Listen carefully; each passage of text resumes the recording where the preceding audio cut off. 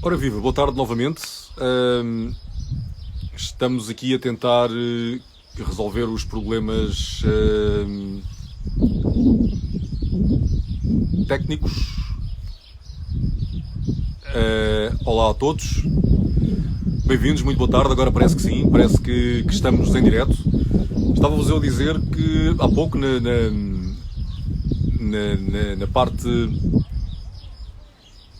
na parte de campo, não estou em Lisboa, decidi vir para o exterior e vou ter comigo o Rafael Polónia, que já aqui está. Olá, Rafael. Então, Bom. estou ótimo. Eu estou no campo. Pois, eu não posso estar. Bem-vindo, pá, bem-vindo. Então, Obrigado. Diz-me? ouves-me bem? O som está tudo Ouço bem? bem. Pronto. Sim. Estou ao ar livre, tenho medo de não estar bem perceptível. Estou ao ar livre e confesso que estou a beber um copo de tinto. Para que a conversa flua. Olha, em primeiro lugar, quero-te agradecer estares aqui e queria saber como é que tu estavas, pelo menos que as pessoas lá em casa saibam também como é que tu estavas, e que te apresentes um bocadinho, para quem não te conhece, que vai ser difícil alguém não te conhecer, mas que fales de ti, Então, para além de seres o mentor e o fundador da Landscape, que fales um bocado de ti e como é que tu apareces nesta vida de andarilho saltitante. Ok, vamos a isso. Olha, Arthur, antes de mais quero-te agradecer o convite, porque tenho assistido a algumas conversas vossas e já te tinha dito que, pronto, que era um prazer participar numa conversa vossa também. E pronto, e agradecer esse convite. Apesar de eu estar aqui enclausurado, já vou falar um bocadinho porque é que estou enclausurado. Basicamente eu sou de Ovar. Somos os chineses de Portugal neste momento, que é como as pessoas nos veem. É verdade. Somos o Wuhan de Portugal e não há nada que me impeça de sair daqui neste momento, porque eu tenho a minha residência fiscal no Porto, mas preferi ficar cá porque estou mais perto, pelo menos, das pessoas que são da minha família e achei que era por bem ficar cá. Ou seja, se eu sair, depois já não posso entrar até hoje à meia-noite, pelo menos. Portanto, como é que eu comecei? Eu comecei nesta vida um bocadinho sem... Eu comecei a viajar muito tarde mesmo. Não há o viajar tarde nem viajar cedo, mas o que é normal das pessoas começarem a viajar, comecei a viajar tarde, comecei a viajar só com 28 anos. Quando digo viajar, longas aventuras, não é? Porque claro que as férias e essas coisas eu ia fazendo, mas longas aventuras de meses, comecei a viajar só aos 28 anos. Portanto, eu tenho formação, sempre estudei economia, não tenho nada a ver com a área em que trabalho neste momento. E depois acabei por fazer a formação num curso de teatro. Portanto, eu estudei técnicas de palco, que é tudo que tem a ver com iluminação, som, cenários, maquinaria, essas coisas todas. E trabalhei nessa área durante mais ou menos 16 anos. Pronto, trabalhei em vários teatros pelo país, trabalhei com várias companhias de teatro, de dança, até que chegou aquele momento em que alguma coisa nos acorda, e foi esse momento que me acordou, que é quando tu tens uma relação que pensas que é para a vida toda, e afinal não é, e tu aí acordas um bocadinho, não é? E como eu costumo dizer, eu queria chorar, mas queria chorar para longe dos meus amigos, não é?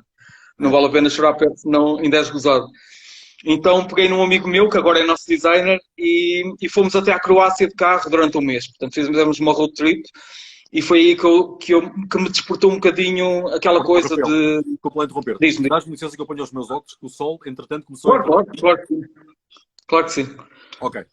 E pronto.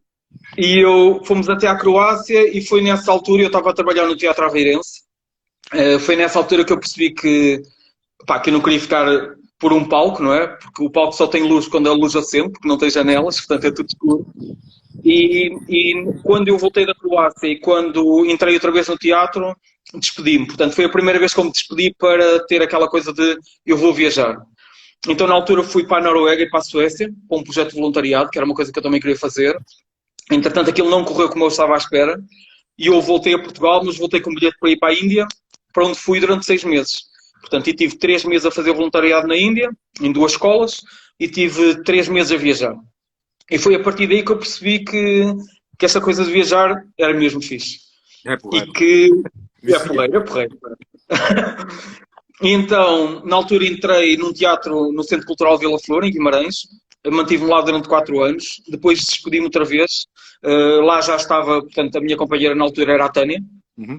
E nós decidimos despedir-nos quando soubemos que ia ser a Capital Europeia da Cultura, Guimarães.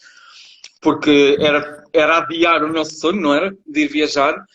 E foi aí que nos juntámos os dois. Já na altura estava em Beja a trabalhar.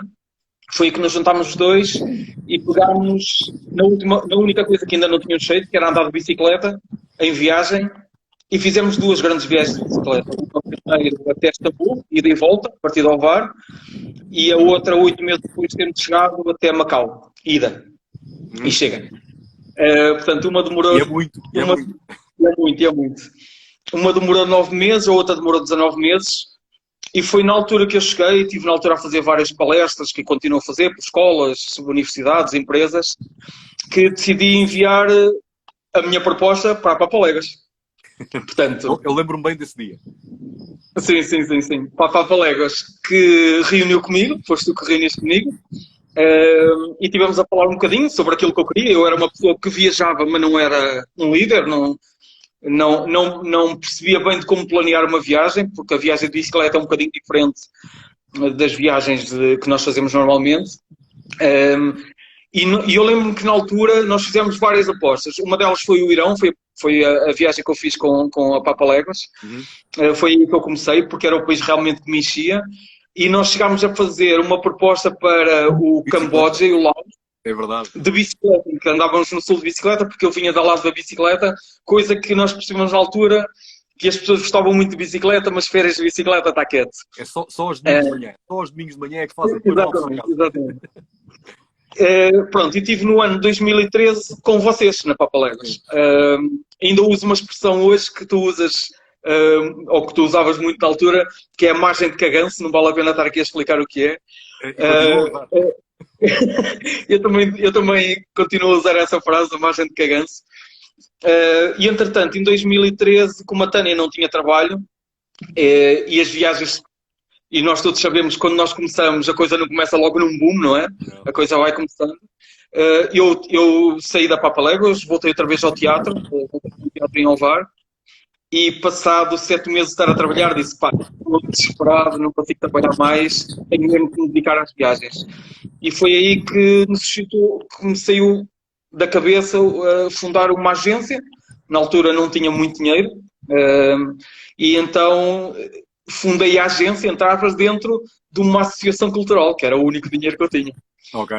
Eu tinha uma associação, quem dava formação, eu e a Tânia, e foi dentro dessa associação eu fazia basicamente viagens com as pessoas da associação.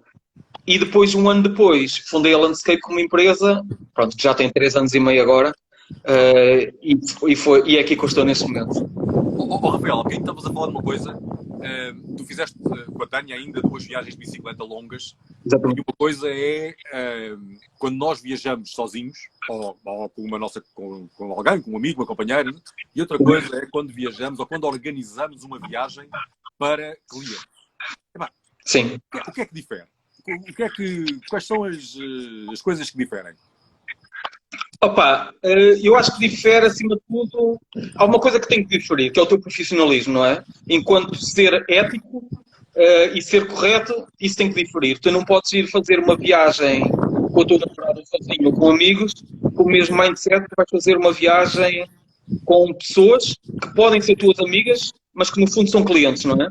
Pronto. E esta parte tu não podes esquecer. É a primeira coisa que tu não podes esquecer. Assim, eu tenho grandes amigos que viajam comigo, tu terás que viajam contigo certamente, mas tu nunca podes vê-los só como os teus amigos. Eles pagaram-te para tu estás ali a fazer uma viagem com eles. E a amizade é muito importante no meio disto tudo, mas eu acho que o profissionalismo e não esquecer o que tu és na altura e tu estás a ser líder de viagem, acho que é o mais importante. Portanto, nunca se vês naquela de, se eu estiver aqui mais 10 minutos na cama, ninguém se vai importar. Se eu não lhe fizer estas papinhas em cima de coisa, ninguém se vai importar. Não. É pensar que isto tudo vai importar, isto tudo interessa. Eu acho que esta questão é a mais importante de todas. Portanto, o profissionalismo. E depois é fazer um bocadinho com que a viagem vá acontecendo sem que nós demos a ideia de que ela é muito planeada. Ou seja, ela vai acontecendo, as pessoas sabem que estão em segurança, sabem que estão contigo, mas sabem que a qualquer momento tu podes mudar. Pelo menos nós funcionamos assim, do plano A para o plano B ou para o plano C, mas que nós já pensámos neste plano B e neste plano C se nós estivermos para aí virados. Portanto, tu tens que ter conhecimento do local onde estás, conhecimento do país, da cidade, seja lá o que for, da montanha onde estás, e tu sabes que se não for por ali, também podes ir por ali e por acolá. Portanto, um conhecimento quase extremo, que nunca é extremo, não é? Sim, Do sítio onde estás, nunca é. Do sítio onde tu estás, de a que é que podes recorrer se alguma coisa correr mal, não é? Isso tem que estar sempre em ti e tem que estar sempre em ti de uma maneira que as pessoas não notem que a tua preocupação está sempre lá, não é? sim, sim. Eu lembro na altura o Jorge Vassalo, que é um amigo nosso, que me dizia na altura, Rafa, eu quando acabo uma viagem, epá, eu estou 2 dias completamente KO. E eu na altura não percebia muito bem essa cena, após 2 dias da viagem estás KO, mas estás KO como? Vais fazer uma coisa que te diverte imenso. Diverte imenso, mas eu costumo dizer aos meus líderes, vocês vão fazer 30% da viagem, não é? Ou melhor, 60% a 70% da viagem é cá, criar, fazer o itinerário todo, depois vão aos 30%, mas estes 30% são mesmo cansativos, porque vocês vão estar com a adrenalina ao rubro. É. Sabes o que é que eu digo? Sabes o que é que eu digo à malta? Pá, vocês têm que ter uma fotografia facial. Vocês de manhã têm que pôr um sorriso na cara, têm que ficar assim parados, pá, e é até à noite, é até dar. É até claro. Eu sou uma coisa, é isso mesmo. Bem, não estás, Rafael? Porque aqui malta está a ouvir bem. Eu estou a ouvir bem. Está tudo a ouvir bem ou não? Eu estou-me a aproximar um bocadinho da câmara. Digam, pisquem o olho esquerdo a dizer que sim ou pisquem o olho direito a dizer que não. Eu estou a ouvir perfeitamente. Perfeitamente. Estou a falar contigo, portanto. Sim, mas concluindo o que eu estava a dizer, acho que depois desse cansaço é quando tu tens a noção de missão cumprida, as pessoas estão-se embora, estão felizes, e a adrenalina, uma descarga de adrenalina gigante, e essa descarga de adrenalina manda-te cá para fora tudo, não é? Os medos que tiveste, a ansiedade que tiveste, as preocupações que tiveste, a alegria que tiveste, sai tudo, não é? Sim. Rebenta tudo enquanto líder. Qual é, na tua experiência, tu lideras viagens também, eu também lidero viagens, apesar de não ser o meu, portanto, não lidero o número de viagens que tu lideras em termos de destinos, de número de destinos, mas enquanto líder, quais foram os momentos que tu disseste, epá, caraças, este foi mesmo um grande momento e porque as pessoas estão mesmo a curtir. Tu tens algum momento que lembras-te de alguma coisa que alguém lhe tenha chegado as lágrimas aos olhos de alegria de estar num sítio? Opa, eu acho que eu não sou nada ligado à parte espiritual da coisa, mas eu gosto muito de religião e acho que esses momentos em que as pessoas no silêncio tu consegues perceber que elas estão que o país lhes está a entrar, que o momento lhes está a entrar no corpo, percebes? Em que tu olhas para as pessoas e eu posso referir pôr do sol, como posso referir nascer de sol, como posso referir estar a olhar para cerimónias religiosas. Sim. Em que tu estás em silêncio absoluto, o teu grupo está em silêncio absoluto, mas tudo o que te envolve ali é tão gigante e tão grande e tão sobrenatural, não é? Foge completamente ao teu controle, que o simples absorver disso, tu olhas para as pessoas e tu dizes assim, pá, isto é mesmo o auge da viagem, não é ir ver o Taj Mahal, não é ir ver o Monumento X, é este momento. São 5 minutos às vezes naquela viagem que tu dizes mesmo, tipo, as pessoas estão a sentir verdadeiramente o que eu quero passar nesta viagem. É este cenário, seja lá ele o que for, não é? É este cenário. Diz-me. Eu ia te fazer uma pergunta, mas já faço. Continua. Não, e é isto que os emociona a eles e que me emociona a mim, porque se eu não me emocionar, a coisa não me corre bem. Eu em cada viagem que faço, tem que haver alguma coisa que me toca a mim enquanto viajante e não enquanto líder. Entendes? E é muito importante. Não sei se tu te lembras, há bocadinho estavas a falar que utilizavas ainda a expressão que eu usava do coeficiente de cagaço. Não sei se te lembras disso. A primeira coisa que eu digo sempre a todos os nossos líderes, que também dizia a ti, tu tens que te divertir com aquilo que estás a fazer. Tu tens que sentir-te bem. E acho que isso, quando nós temos alguém connosco que vibra tanto quanto nós vibramos com o país, apesar de já ter estado 1, 2, 10, 30, 50 vezes, Sim, exatamente. continuas a vibrar como uma criança, como se fosse a primeira vez. Isso passa para os nossos viajantes. Esse entusiasmo, essa partilha, isso passa. E é isso que as pessoas se alimentam, é essas emoções que as pessoas se alimentam. E isso acaba por ser mágico, é a magia que corre. Isso é importantíssimo, porque se tu não tiveres, assim, eu não vou ser romântico ao ponto de dizer assim, pá, às vezes quando tu fazes 10, 20 vezes o mesmo país e vais a sítios e estás a explicar uma coisa ou ir ao mesmo sítio, às vezes aquilo acaba por cansar, é como comer pizza todos os dias, não é? Chega um momento em que não te apetece pizza um dia. E quando tu sentes que esse brilho já não está tão forte, eu acho que também tens de ser sincero contigo próprio e com as pessoas que estão contigo e com a agência com quem tu trabalhas e dizer assim, chegou o momento de fazer uma pausa. Foi exatamente o que eu fiz com o Irão, por exemplo. Eu liderei viagens ao Irão durante 4 anos e chegou um momento que não é o não gostar do país ou o não transmitir da mesma maneira. Eu não estava a sentir da mesma maneira. E disse assim, calma, vamos fazer aqui uma pausa porque não estou a ser correto. Não estou a ser correto comigo primeiro e depois não estou a ser correto com as pessoas. Vamos fazer uma pausa para eu depois voltar com o mesmo brilho, se calhar um dia mais tarde. Claro, e isto para mim é muito importante. As pessoas sentirem que tu amas aquilo que fazes, não é? Porque senão não vale a pena. Rafael, aí usaste aí uma expressão que é voltar um dia mais tarde. Epá, isto, nos tempos em que correm, voltar um dia mais tarde é uma cena muito camarada. Epá, como é que tu, enquanto pessoa, enquanto empresário, enquanto viajante, como é que tu vês isto? Eu não sei se as pessoas me continuam a ouvir ou não, eu penso que sim. Vocês desculpem se eu estou-me a tentar aproximar da câmara. Eu um dia destes escrevi numa newsletter da Papaléguas que a nossa geração, viveu tempos de ouro, porque nós viajamos sem problemas de maior. Quem tem o passaporte português é um privilegiado, consegue entrar, aliás, mas o português consegue entrar em muitos sítios. Não temos problemas sanitários em muitos dos países que visitávamos. Hoje em dia as coisas tendem a não ser totalmente assim. O teu feeling enquanto viajante e o teu feeling enquanto pessoa da área do turismo, onde nós estamos os dois neste momento. Aliás, não deixamos de ser os dois viajantes. Mas, como dizem os espanhóis, o que é que te pide el cuerpo? O que é que te dá? O que é que tu achas que isto vai acontecer? Olha, Arthur, responder a isso é ter na mão uma bola de cristal quase, não é? Não é? E não sei se funciona a bola de cristal. Mas isto acho que é uma questão que nós temos, até nós entre agências, temos debatido isto uns com os outros nestes últimos tempos. Que é, o que é que vai acontecer? Eu tenho usado uma expressão que tenho repetido muito nos últimos tempos, que é, nunca a expressão um dia de cada vez fez tanto sentido. Não é?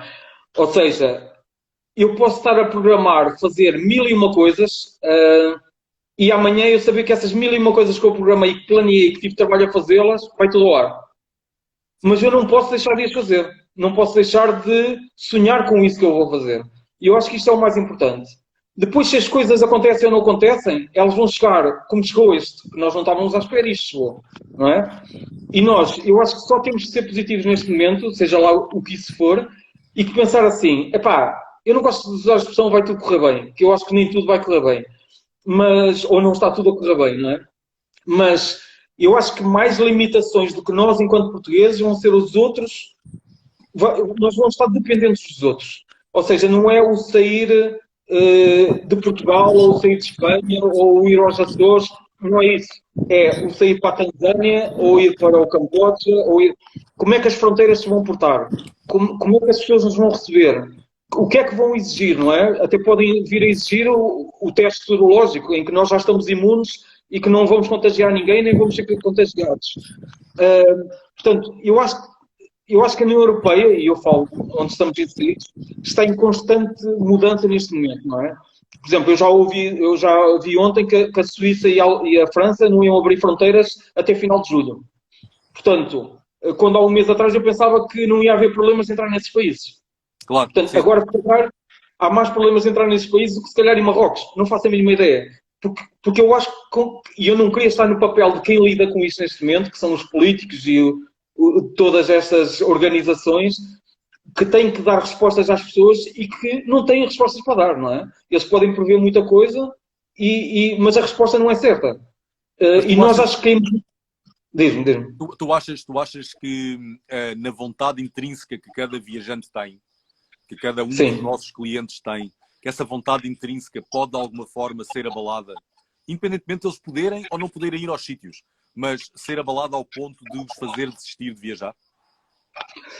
Eu acho que desistir de viajar, não. Acho que darem um tempo a voltarem a ter confiança para viajar, sem dúvida nenhuma. Não estou a dizer que haverá 5% dos clientes com quem nós lidamos que tu dizes assim, olha, amanhã vamos para não sei onde, e eles metem mochila às costas e vão. Isso há. Mas 80% das pessoas, por muito aventureiras que sejam, por muita vontade que queiram de conhecer que tenham de conhecer outros países, acho que esta reeducação que nós tivemos neste último mês e meio, de manter o afastamento das pessoas, de limpar sempre as mãos, de não tossir para não sei onde, não espirrar, isto foi uma coisa que se entranhou em nós.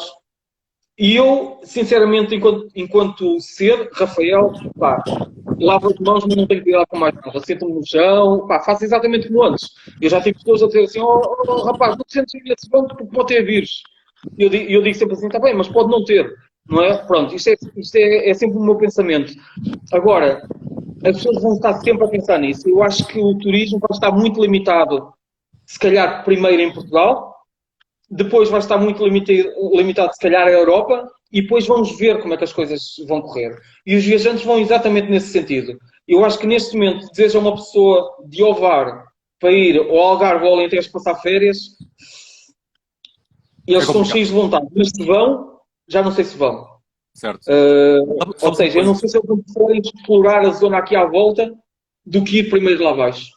Sabes uma coisa? Uma das coisas que mais me põe pontos de interrogação é como é que as companhias aéreas vão reagir, ou seja, aquelas que ficarem, ou seja, as que se mantiverem.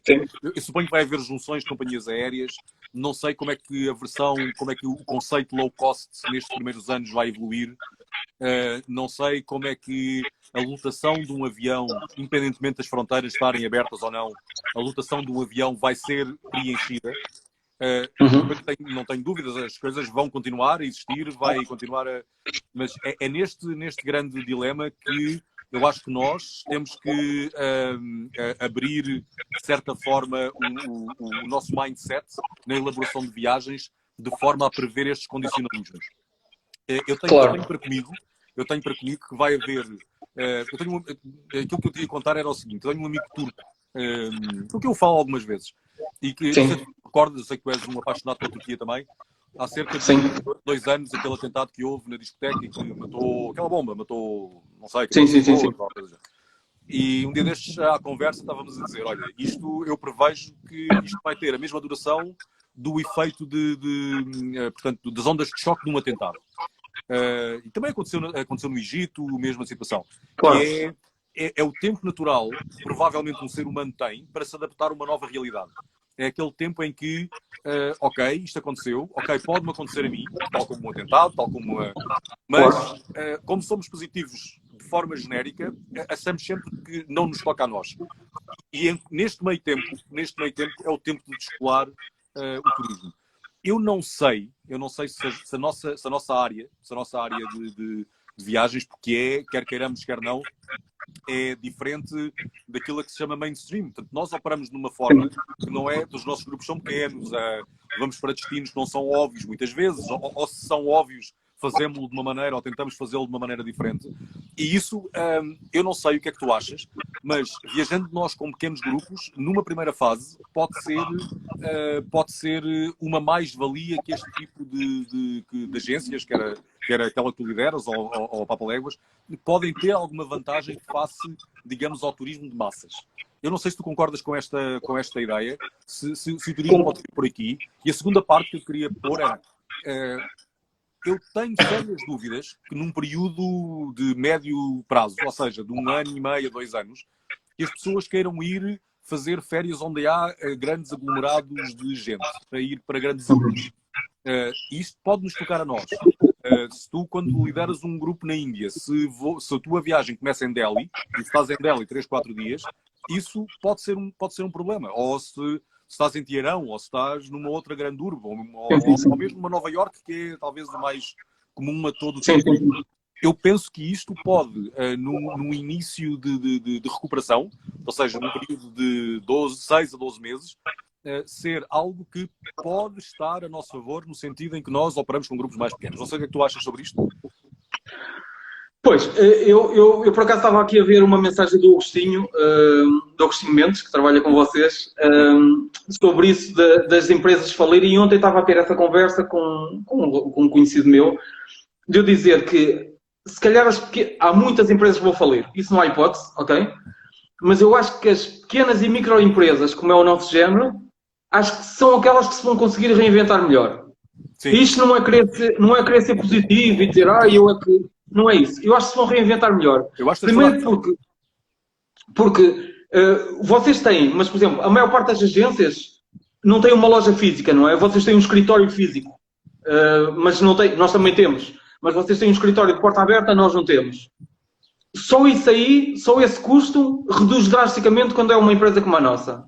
Certo. Depois, o custo com pessoal, o custo com atendimento 24 horas, o custo com promoção, com carrinhas, que uma grande empresa exige muito dinheiro, a nós não quer dizer que não exija.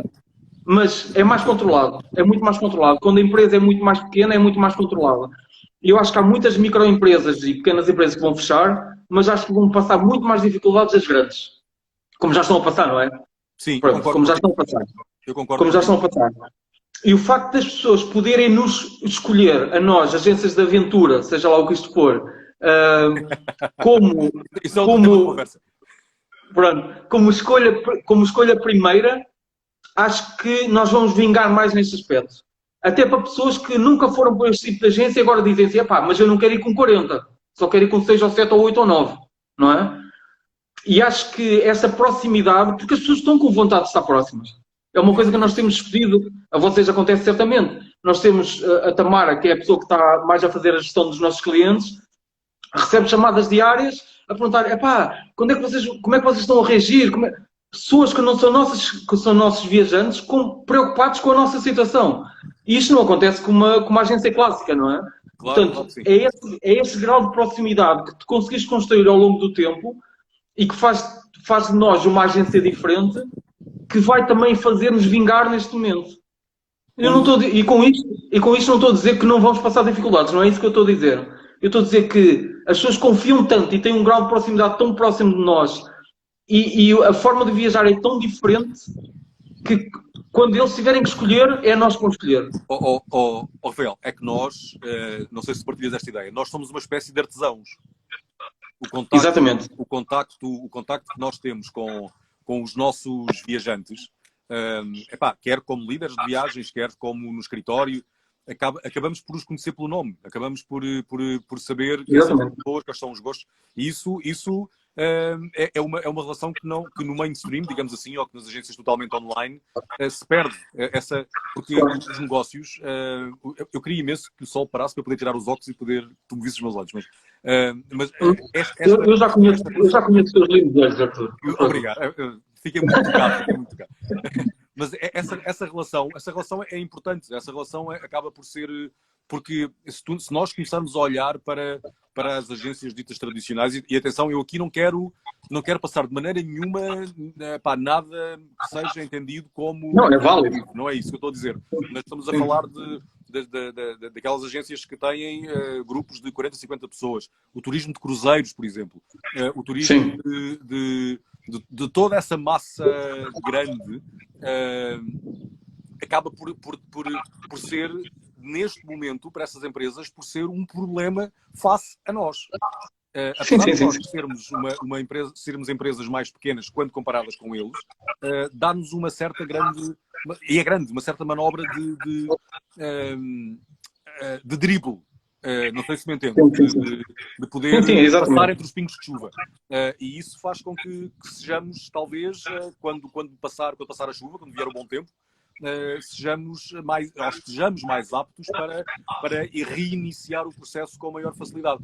Outra coisa que também é dito, também, ou melhor, é tido por verdade, é que o turismo dito de aventura, seja lá isso que for, usando as tuas palavras, e que eu também partilho totalmente, é mais resiliente. Sim. Eu não sei se é ou não. Eu quero acreditar que é. Mas nunca ninguém foi confrontado com uma situação como temos hoje. Portanto, aquilo para onde eu quero levar a nossa conversa agora é, sendo ou não resilientes, para onde é que nós vamos levar a nossa malta, chamemos-lhe assim, e perdoem os nossos clientes que estão a ouvir, a nossa tribo, para onde é que vamos levar as nossas tribos a terem um contacto e a terem uma percepção de aventura, uma percepção de descoberta, como tinham antes, ficando mais perto. O que é que tu pensas disso? Opa, Arthur, deixa-me só ir pegar um bocadinho para acabar uma coisa da conversa atrás. Outra coisa que nos salva também enquanto agência é que o nosso contacto com com as próprias pessoas que funcionam e que trabalham dentro da empresa é muito mais próximo. Ou seja, e eu felizmente venho do teatro que também é assim, que é, eles não olham para ti como o patrão e como eu trabalho das 9 às 5. Eles olham para ti como o Arthur e o Rafael e, opá, é trabalhar até isto estar pronto e vamos dar todos o litro e numa fase má estamos todos na mesma merda, numa fase boa estamos todos no mesmo barco a curtir. Pronto, eu acho que isso é muito importante. É muito importante, pronto. Em relação, para onde é que vamos levar o pessoal? Isso é a criatividade da vida de cima, não é? Porque nós não podemos abandonar ninguém, não queremos abandonar ninguém, precisamos sobreviver, precisamos que as pessoas tenham confiança em nós e continuem a ter confiança em nós e precisamos de continuar a partilhar aquilo que nós achamos que é a aventura, ou a história, ou a curiosidade que noutros países que agora nós não temos possibilidade de ir, mostramos. Eu acho que pode ser o nosso reinventar também do turismo interno e europeu. Ok? É aquela famosa frase do eu agora que sou novinho, vou para longe. Quando for velho, vou visitar a Europa. Ouve-se muito isso. Pronto. Agora a coisa de, somos novinhos, mas vamos visitar a Europa e depois quando formos velhinhos vamos visitar lá fora. Ok? Portanto, isto, quando os países europeus voltarem a abrir, porque assim, a necessidade que nós estamos a passar em Portugal, ou a dificuldade que estamos a passar em Portugal no turismo, Espanha está a passar, Polónia está a passar, Hungria está a passar, estão a passar todos os países do mundo. Portanto, se nós nos queremos abrir... Itália, eu tenho vários amigos italianos que fazem viagens e é catastrófico. Sim, sim, sim. E se nós estamos a passar e eles estão a passar, nós queremos ter turistas e eles também querem ter turistas. E nós sabemos que podemos sobreviver um pouquinho com o turismo feito internamente, mas sabemos que, Istambul, tu podes passar lá um ano, mas chega uma altura que esgota, não é? Sim. Portanto, e é exatamente isso, porque tem que haver aqui uma comunicação a nível da União Europeia, que é quando é que as fronteiras vão começar a abrir para eu poder ir fazer os picos da Europa e ir às Dolomites e ver outra vez a Torre de Pisa, não é? É quando é que isso é possível. Tu achas que, agora, sem querer, mas querendo, vou entrar aqui numa área política, tu achas que a União Europeia está a fazer, enquanto a União Europeia está a fazer tudo o que pode para liderar bem este processo? Eu aí eu que sou vegetariano vou dizer, eu aí já vou puxar o tofu à minha brasa, não é? Que é... eu não sei se está a fazer o que pode. Eu acho que é um bocado injusto neste momento eu estar a pensar enquanto setor de turismo, e aqui vai a minha parte verdinha e todos em comunidade da coisa, que é, eu não posso ser egoísta, por um lado, ao ponto de dizer assim, eu quero que pensem no turismo porque é nisto que eu trabalho e não quero que pensem em mais nada. Mas também não posso dizer assim, pensem nos outros primeiro e depois pensem em mim. Ou seja, eu acho que neste momento é tão difícil gerir. Era por isso que eu estava a dizer ao início, eu não queria estar no papel deles, não queria, não é? Porque é muito fácil nós estarmos a mandar bocas e dizer, porque estes gajos não fazem nada, porque não ajudam isto, não ajudam... Agora aparecem áreas a pedir ajuda que tu nem sabias que existiam, não é? Portanto, eu acho que neste momento todos precisam. E a União Europeia eu acho que está a andar à velocidade que lhes é permitido. E quando outro dia falávamos daquela coisa de, que eu não vou dizer o que é, mas de já se fazia em Espanha e já há 7 ou 8 países da União Europeia que também já têm essa regra, nós dizíamos assim, mas quando é que isto vai chegar a Portugal? E a conversa que tivemos foi há mais de 15 dias e ainda não chegou. Não. não é? Ou seja, quando isso chegar para nós já vai ser grande alívio. Mas para já ainda não chegou. Mas eu vou dizer assim, estes gajos não estão a pensar no turismo, porque se calhar estão. Mas se calhar também têm outras coisas para pensar, ou têm obrigatoriamente outras coisas para pensar.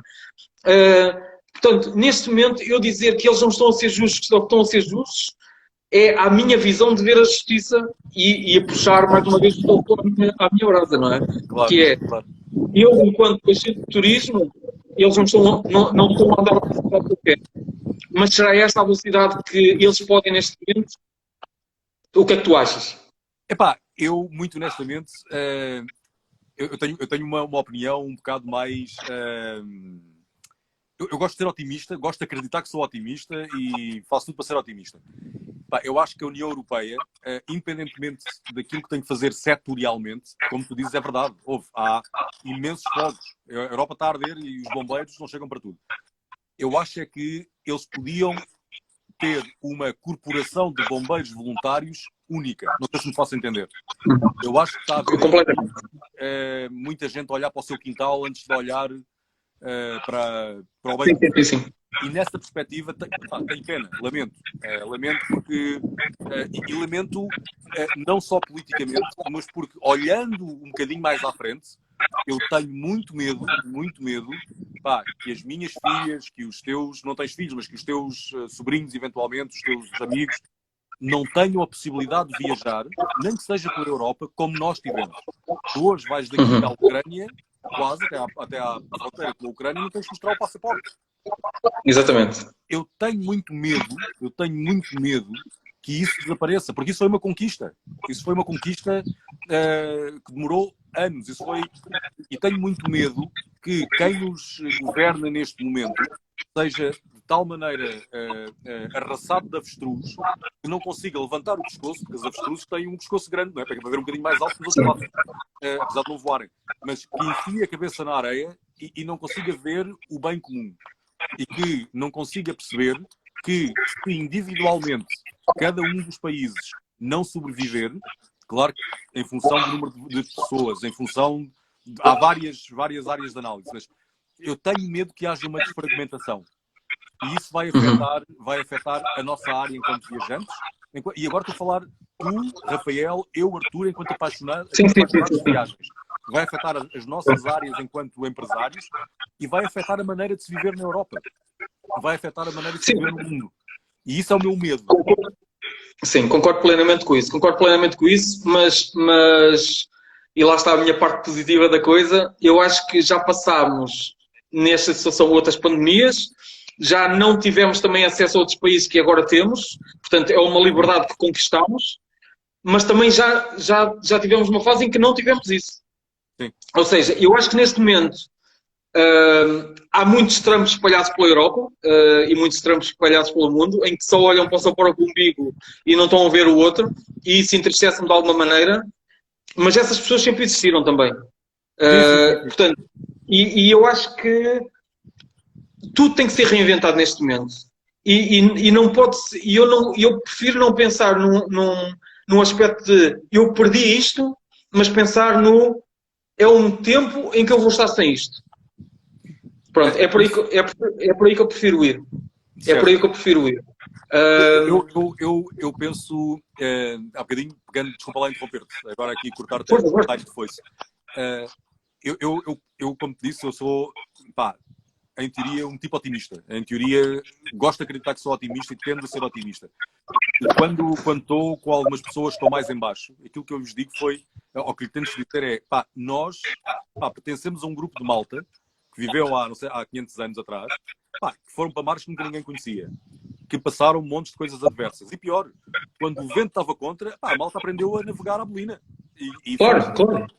E esta metáfora, pá, acho que tem que ser aquilo que nós temos que usar.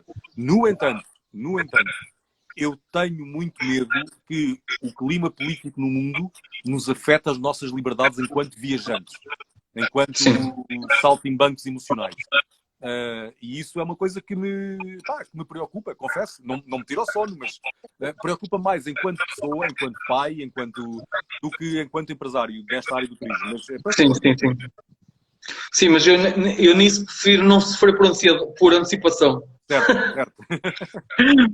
Prefiro não se primeiro por antecipação e pensar assim, pá, ok, quando tiver tudo ok e quando a coisa for mais ou menos controlável, porque nunca vai estar controlável, também é outra coisa que eu acho ridícula estar a dizer assim, há mais não sei quantos, claro que vai haver sempre mais, não é? Até isto está controlado e haver imunidade comunitária ou haver uma vacina, os casos vão ser sempre mais, isso é lógico, não é? Sim, sim, sim, sim. Portanto, acho que não há necessidade de estar sempre a dizer, e há mais não sei quantos casos, claro que vai haver sempre mais, pronto, só quem for muito atado ou muito ignorante é que acha que de um momento para o outro vai haver zero.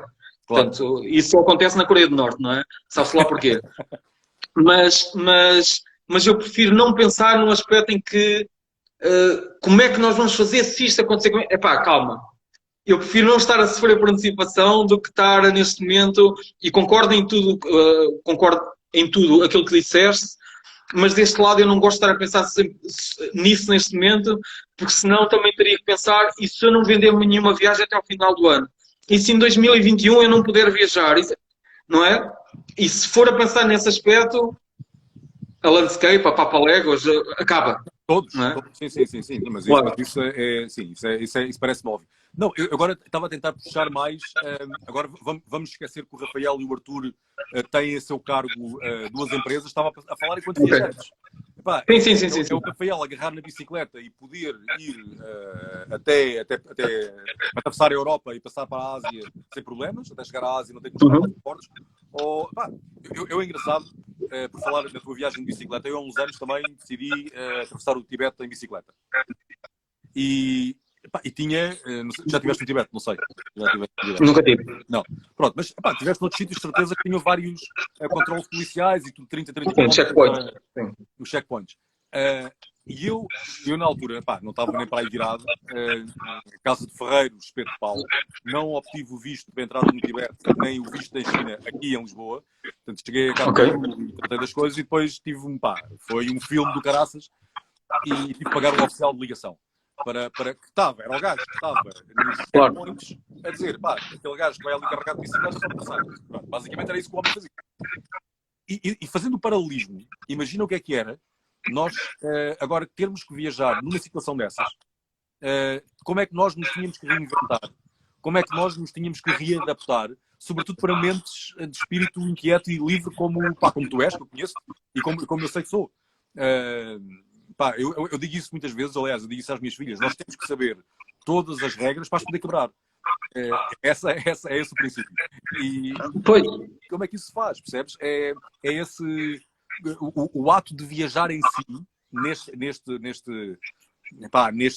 domínio da incerteza hoje em dia, como é que nós nos reinventamos? Como é que nós continuamos a fazer as coisas que gostamos de fazer?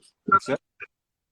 Sim. Foi isso que, voltando agora ao nosso papel de guardador de sonhos para com os outros, foi isso que nos levou a levar as pessoas a viajar. É querer experienciar aquilo que tu já viveste. Agora essa visão de mar está mais gira. Agora, vista mar. Agora mudei de cenário para ver o candeeiro. Pois, olha, eu a tia em tom de piada disse assim, eu estou não querendo ir por as pessoas que estão a morrer, infectadas e não sei quantos, eu, enquanto a ver a pandemia acontecer, eu até disse assim, isto até me está a dar uma certa pica, porque eu adoro o desconhecido, adoro o que não conheço. E eu neste momento não tenho nada, não é? Portanto, eu todos os dias há uma luta interna para me reinventar e dizer como é que eu vou passar o dia 2 para não apanhar uma seca desgraçada. E eu acho que isso é exatamente aquilo que neste momento nós não estamos habituados, mas que nos poderia dar mais pica.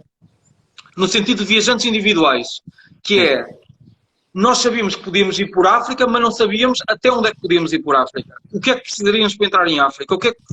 Como é que ia acontecer nas fronteiras? E eu acho que para aquele pessoal que viaja, que é hardcore maiores 18, ia dizer assim, isto vai-me dar uma pica desgraçada, porque eu não faço a mínima ideia o que é que vai acontecer, não é? Para os outros que já têm que ter a coisa mais contida, não sei se ia funcionar muito bem. Eu posso dar um exemplo. Eu fui ver uma vez uma apresentação de uma viagem e a pessoa que estava a apresentar disse assim, eu fiz uma viagem de 6 meses com outra pessoa e aquilo que nós planeámos ao início bateu tudo certinho durante 6 meses. O avião nunca se atrasou, o comboio foi sempre a hora. Que não sei o quê. horror! Que E eu estava a horror! olhar e era assim, mas o que é que isso, que piada é que isso tem? Não é? Sim. Para nós, lá está, para essa pessoa, o ideal de viagem era aquele. Certo? Portanto, essa pessoa vai ter graves problemas a viajar assim. Nós, enquanto viajantes, que eu conheço a ti e conheço muita gente assim, se calhar até nos pode dar uma certa pica. É verdade que nos vai tirar muita liberdade, é verdade que muitas vezes não vamos fazer aquilo que gostaríamos de fazer e que já tivemos a oportunidade e o direito de fazer e a liberdade de fazer. Mas lá está, é um novo reinventar, é um reinventar, nem te sei bem responder a essa pergunta porque Sim. Não eu acho, isto é... eu acho que Estou me ia dar... a lançar farpas. Claro, porque eu, por exemplo, quando fiz a viagem de bicicleta, posso dar o exemplo, eu passei na Pamiraigua, no Tajiquistão, e eu sabia que havia um checkpoint, havia N checkpoints, e havia um que passava, a estrada ia mesmo para o lado do Afeganistão, e eu para aí tinha que ter um visto especial. E outro, que era a estrada onde eu ia, que tinha que ter outro visto, mas que não era o especial. E o gajo, um checkpoint, e eu que não ia por a estrada à beira do Afeganistão, ia por normal, portanto, o meu visto dava, o gajo disse assim, não tens visto para ir nesta estrada. E eu, não, o visto que eu preciso é para ir na outra estrada, não é nesta. E eu tive ali a discussão para ir durante 10 ou 15 minutos, porque o gajo que queria era que eu lhe desse dinheiro. Eu estava correto. Claro. Ou seja, eu chateei-me com o gajo, discutimos, o gajo disse que ia mexer preços, e não sei quanto, mas por fim acabámos por passar. E quando tu passas, dizes assim, caralho, ganhei-te. Entendes? E essa pica é o que muitas vezes também nos falta a nós neste momento. É fácil ir ao... É fácil, não é? Sabe, uma coisa que é engraçado, que é muita malta que gosta desta adrenalina da aventura, mas não tem a disponibilidade, muitas vezes de tempo, muitas vezes mental, de poder usufruí-la, mas gosto imenso dela. Eu acho que nós somos os facilitadores dessa adrenalina em alguns casos. Sim. Há pessoas que não a suportam. Como essa apresentação de viagem dos 6 meses, nunca nenhum avião falhou, se nada falhou, raspartam, se não saíram de casa, estiveram sentados no sofá, a ver televisão. Claro. Sim. E é isso. E há uma coisa que eu queria perguntar, mas eu perdi-me na tua descrição, que é nestas tuas viagens, porque há aquela frase que é muito estúpida, mas que é, depois de várias diligências, inventou-se o comboio. E aquilo que eu pergunto é, depois de várias aventuras, qual é aquela, se existe, que te serviu de trampolim para dizeres, eu quero partilhar isto e vivi com outros? A mim, eu costumo dizer que, eu gostava de ter uma entrada USB aqui na cabeça para poder ligar e a malta conseguir perceber aquilo que eu lhe quero dizer quando se viaja. Tu tens alguma situação que queiras partilhar aqui com os clientes do Landscape, da Papaléguas, com todos, de coisas que inspiram os outros a viajar? Algo que tenha sido mágico, tenha arrepiado os pelos dos braços e algo que tu digas, Phoenix é esta merda mesmo. Eu tenho 2 países pelos quais sou apaixonado. Um é o Irão, não há nada a saber, e outro é a Índia, por razões radicalmente diferentes. E acho que o que me leva a ir aos 2 países é exatamente a mesma coisa, que são as pessoas que vivem nos 2 países. E eu já passei mais de 2 anos na Índia em todas as viagens que fiz, e no Irão já fui mais de 10 vezes, certamente. E cada vez que vou, e cada vez que levo pessoas, eu arrepio-me com isso. Mais no Irão que na Índia. A Índia é uma adrenalina diferente. Sim. O Irão toca-me mais enquanto humanismo. E é para isso que eu caminho, enquanto pessoa. Não é a cena de viver no bordel que é a Índia e acontece mil e uma coisa e tu nem sabes se o tuk-tuk te vai levar para onde tu queres ou para a casa dele porque ele lhe virou a cabeça ao contrário. Ou do hotel do primo. Sim, e é isso que eu acho piada na Índia, não é? É que tu nunca sabes o que é que vai acontecer. Mas o que me toca a mim é o humanismo. É a bondade, é a hospitalidade, é a pureza das pessoas. E isso é a única coisa que ainda me continua a arrepiar hoje em dia. E é só por isso que eu tenho esta agência. Ok? É só por isso. Eu não tenho... Não vou estar aqui a dizer mentiras, a dizer eu por mim fazia tudo de graça e não sei o quê, eu não quero ganhar dinheiro com isso. Não é isso. Mas se o levar as pessoas a conhecer aquilo que eu quero que elas conheçam, não me der pica e não me arrepiar, eu prefiro não levar as pessoas a lado nenhum e voltar e fazer um trabalho qualquer, não é? Portanto, o facto de eu levar a pessoas a descobrir história, que é uma coisa que me fascina, e a descobrir religião, é para mim a cereja em cima do bolo. Pronto. O quebrar preconceitos, eu gosto muito de trabalhar com adolescentes. Isto é uma vertente da Landscape que não é muito conhecida, mas a primeira viagem que nós tivemos na Landscape foi com adolescentes e continuamos a trabalhar com escolas a fazer viagens culturais, apesar de ser uma coisa que não passa para as redes sociais, nem para o site, nem nada. Mas quando eu vejo miúdos a entrar numa mesquita em Istambul e olharem para as pessoas à volta e verem a maneira como eles rezam e verem que eles são pessoas que vestem calças de gangas e saia e camisa e têm o mesmo cabelo que nós e falam o mesmo que nós e sabem... Ou seja, e tem miúdos a dizer assim, epá, eu não sabia que isto existia, eu pensava que, não é? E eu pensava que ia sempre no mal. E quando tu percebes assim, ok, eu abri a mente a este miúdo e ele está a ver uma coisa que não conhecia, está a ver uma coisa que desconhecia por completo, que é, há pessoas normais deste lado, não é? Há pessoas comuns. Isto para mim é o melhor pagamento de viagem. E olha, eu estou-me a arrepiar agora, portanto, não é preciso muito para me arrepiar também. Já consegui o meu objetivo. Pronto. E isto é o que me leva realmente a querer levar as pessoas a viajar. Não tenho nenhuma história que te diga... Tenho histórias que chorei muito em viagem, com coisas que nós fomos passando, com conversas que nós temos com os viajantes, e eu acho que isso é o mais bonito, mais do que viajar por um país, de conhecer um país, é a própria união do grupo. E tu chegares ao fim e te sentires que estiveste a viajar com a tua família, não é? E que foste mostrar à tua família aquilo que tu gostas e foste mostrar aos teus amigos, a tua família que vive noutro país, pá, isso para mim é maravilhoso. É maravilhoso. Pá, não sei se respondi àquilo que queria perguntar. Sabes uma coisa? Isto agora fazíamos aqui outra conversa de sofá, que hoje não estou muito, tu também acho que não. Fazíamos aqui outra conversa de sofá sobre autenticidade, sobre qualidade, sobre...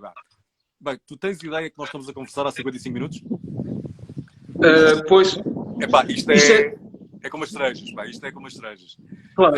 Sabes que a melhor conversa que pode ser em viagem é alguém com quem esteja a conversar durante uma hora e no fim dessa uma hora diz assim, pronto, até amanhã, como é que te chamas?